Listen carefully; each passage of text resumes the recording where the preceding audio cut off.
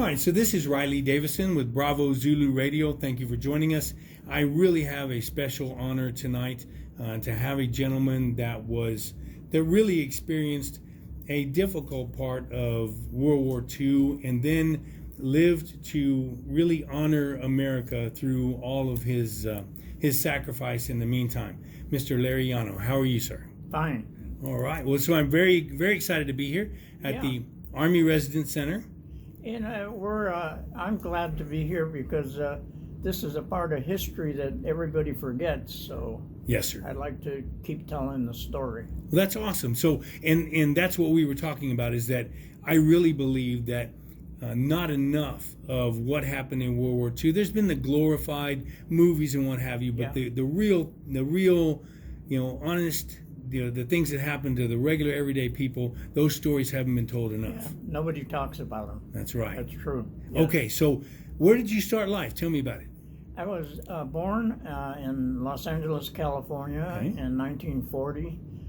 And then in 1941, December 7th, when the Japanese struck Pearl Harbor, the U.S. government decided to move the Japanese and the Japanese Americans inland. Mm-hmm. So they were afraid of sabotage. Right. So our family, they knew the internment was coming, so we all moved to they all moved to the same part of Los Angeles, so we would be sent to the same camps together. Mm-hmm. So there were 10 camps in the United States, from Oregon to Wyoming to Arizona. We lived in Poston, Arizona, and you had some in Texas and Arkansas. Uh-huh. And we lived in a camp called Poston, which is about 50 miles south of Lake Havasu, in the middle of the desert. Right. And we were there from February 1942 to November 1943. And you were how old at that time? I was just 2 years old. Wow. Okay. I have some vague memories of the camp, but stories like don't step on a scorpion and those type of things. So. Things that Texans already know. But right. So having come from California and going to Arizona, what did your family think about being in the desert all of a sudden? Well, and it was difficult because each family was given a 20 by 25 foot square room, and some of them had 6 or 7 members. Wow. And so they had to 20 by 25. And they had to hang up sheets on ropes to give some privacy. Right. And ate in a mess hall, took communal showers at communal bathrooms. So it was very difficult. And the people were paid to work in the kitchen and everything, and gardening and the water and mechanics. But they weren't paid very much. The top pay was doctors at $19 a month. So, of course, this was in the early 40s, so I don't know if that was an acceptable salary. I don't know any doctor that would work for anything near that at this point. So. $19 an hour they would work for, yes. So, excuse me. You said that the rule went out that anyone within 50 miles of the coast was sent inland. 50 miles of the coast and up to 1/64th of Japanese blood. And to be politically correct, we weren't called, they were going to intern American citizens, so we were called non-aliens. Right. And the camps were like concentration camps. Right. We lived in barracks. They were surrounded by barbed wire, guarded by soldiers with rifles, but rather than call them that, they called them internment centers. So the politically correctness existed back in the 40s. Right. So how was 1/64th blood determined at that point? By birth certificates and family history. So that's quite a bit of research that has to be done in order to make a determination. So So I guess there's many people that weren't selected to go to the internment camps after that research was done. Yeah. That kind of boggles the mind, the amount of research that would have to be done. Well, there was a total of 120,000 people of Japanese descent interned. 80% were U.S. citizens, and the rest were people born from Japan. That had come over. Yeah, that they had come over. Like both my grandfathers and grandmothers came from Japan. Mm-hmm. And to give you a little bit of history, in 1848, when gold was discovered, they imported a lot of Chinese to work in the area. Well, they, due to prejudice, they couldn't own a gold mine claim. The Chinese couldn't. Chinese couldn't, so that's why you get the stereotype of Chinese laundries and restaurants, because that's all they could do to serve money. Right. Well, in the late 1800s, a lot of them became discouraged and went back to China. So the U.S. government went to Japan. At that time, in late 1800, people could not leave Japan. They had to stay there. So the U.S. government sent a representative to ask the Emperor of Japan to allow the Japanese to emigrate to the United States. Mm-hmm. So a lot of the men, primarily the men, came to the United States, and they. My father worked our grandfather worked in the fruit fields, and he was a born farmer. We would go somewhere and he'd pick up the dirt and smell it and say, "Oh, you can grow carrots here," but sorry, he didn't do. And my other grandfather was more of an educated man. He was a reader. But they got here, and then like anything else, they got lonely, so they sent for picture brides. Both my grandmothers were picture brides. Some friend would contact, and they get pictures of 4 or 5 different women, and then he would pick one, and then they would bring her to the States. So they didn't know each other until they got here to the States. Oh, wow. So, and then my parents were born.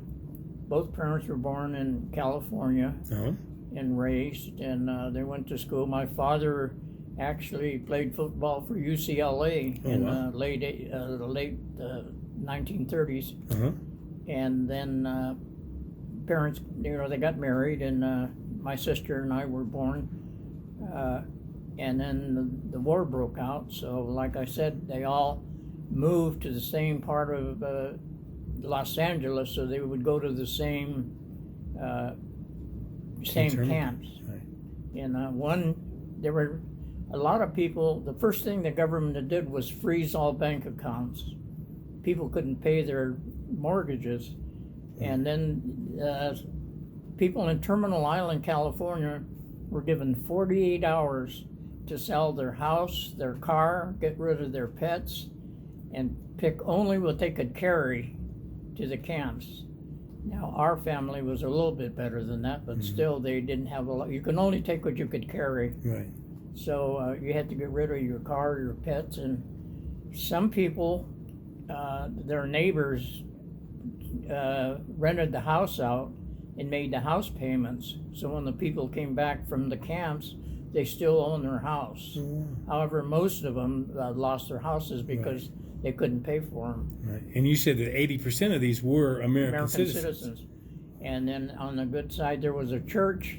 Well, it was primarily a black church, and they had a big basement, and they told the Japanese that they would store their stuff there, and when they came back after the war was over, they could retrieve it. And when the people came back, everything was there. So they and that church still exists in Los Angeles. And no kidding. A lot of the older Japanese are really grateful because it's a lot of their family history. Like one of my friend's uncle had a samurai sword, and right now the real genuine samurai swords are very rare, and they cost up to $1 million, and because they're made in a unique way that you'd have to go into. Right. So a lot of them. It's a special steel. I've seen a little bit of it. Yeah, and then they to go into it a little bit, they fold it over and pound it flat, and they put it over. So there's about 100 layers, and then they sharpen it. Right.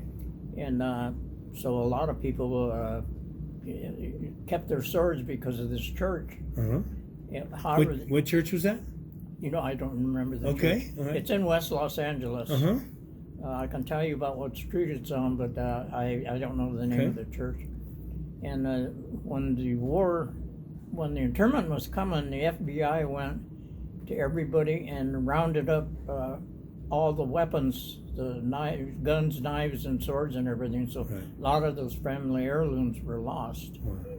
And then the first group to be interned were the people that were considered the most dangerous. They were the Shinto priests, union leaders, people, a priest or high. Anybody that could amass a crowd. Yeah, a mass crowd, exactly. Right. And they were interned. A lot of them were interned in Texas, actually, in Crystal City. There was an internment camp in Crystal City that housed Germans, Italians, and Japanese. And a lot of the people, like I said, the people they considered dangerous were interned in Crystal City. Wow. So you didn't allow that. I mean, I guess what you said was that you were young enough that it didn't affect you the same way it did some of the other members of your family. Correct. Right. Although most of the people understood why it was happening, that they were afraid. And like my parents weren't bitter. They understood that the government considered them dangerous. And at that time, there was a lot of propaganda in the papers about the Yellow Peril. Right. Japan was invading Korea and China and the Philippines, and so they were considered a Yellow Peril. So my parents understood, and I had 4 uncles that were drafted, went into the 442nd Regimental Combat Team, and one of them was bitter. The rest of them understood why it would happen, and they were loyal American citizens, and if the government said that, then that's what they did. Right. So, but you didn't go into the Army. No. What did you do? I went into the Navy. How come? I was 17 and 10 days, and realized that the service was probably good for me, and it provided the structure and the discipline and the focus, and so I stayed for 23 years. That's awesome. So what do you think helped you survive that internment and everything that followed and become really a loyal American? I think because everybody knew, or most of the people knew, that what wasn't true, but they understood that the government and some officials considered them a peril. Right.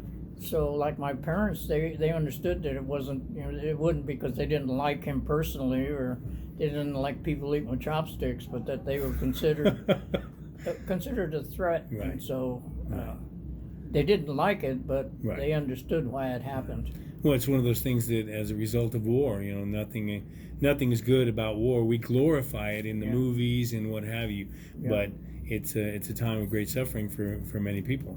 Yeah, and then the Germans and Italians couldn't be interned because they couldn't tell them apart. The Japanese pretty easy to pick out, but you pick a German and an Italian, you can't tell which is which. So there was no Germans and Italians weren't interned.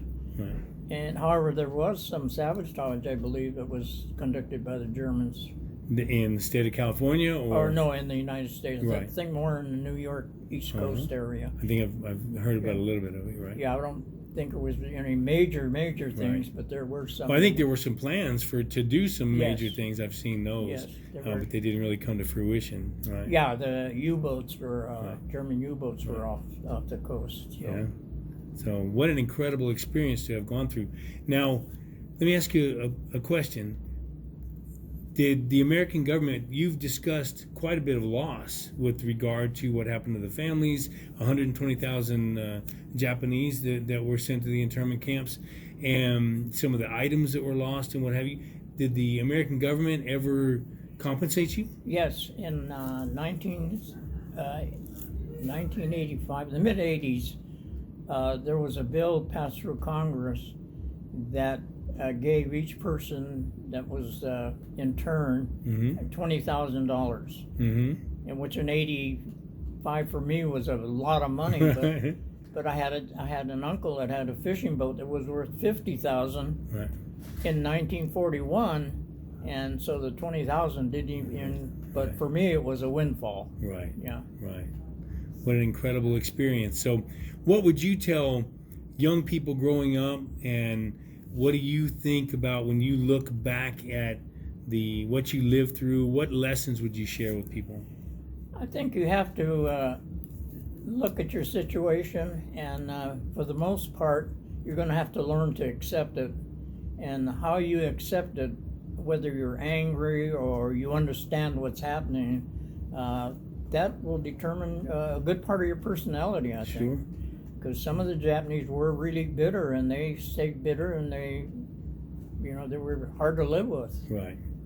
So, well, that reminds me of the saying, you can't change what happens to you. You can only change how you deal with it. How you affect it, right? That's right. So, yeah. So you've remained a positive person, and you had a great experience in the military. Oh yeah, I had a great time in the military. Got to see all of Asia. Got advanced to an officer. And speaking of that, one of my mottos is, I don't worry about something that I have no control over. Right. The price of gasoline. Some people get upset, but what can you do about it? So if I can't do anything about it, I don't worry about it. Exactly. People ask me, how much did you pay? So I have no idea. What do you mean? You didn't check? It's like, unless I'm going to spend a lot of gas to go out of my way to get gas, for less, I don't. It's just not something I concentrate on. The price of milk, you're not going to buy less milk for your children because the price goes up. That's exactly right. Yeah. So, well, what a wonderful experience that you've shared with us, and really what a wonderful outlook on life that you have, and so your wife must be very proud of you. Oh, well, I hope so. I think she is. Yeah. We, my first wife passed away, and so I remarried, and we're very happy here at the Ark. So you have some books. We were talking about maintaining history for the upcoming generations and what have you. Go ahead and show the books that you've got right there. I mean, obviously with the radio program, so right in front there. Yeah. Yeah. There's a book from my father's family, and that was the marriage picture of my grandfather and grandmother. And this one is from my mother's family. And this here is the Japanese call it a mon, M-O-N, but it's actually like a symbol or a trademark or birthmark, or whatever. Almost like a family crest. A family crest. That's the word I'm looking for. Yes, that's like a family. So that's our family crest. Oh, that's so neat. So for the radio audience, he held up some bound books that the family has put together. Quite a few pages on each one. And so I'll post that on YouTube for you to be able to look at. So that's so neat, and I'm so grateful to you for sharing your story. And I just want you to know that I'm sure the listeners are very proud of you for what you went through and how far you've come. And as well, I'm here if you guys ever need anything. Yeah. One more thing I'd like to say. Yes, sir. On Facebook, there's a group on Facebook called World War II Japanese Internment. So people post their stories and what they did and what they went through and everything on Facebook. So if you get it on Facebook, it's called the World War II Japanese Internment. Okay. So, well, what I'll do is I'll submit this to them and let them take it from there. Yeah. All right. Thank you so much, sir. Yeah, you're welcome.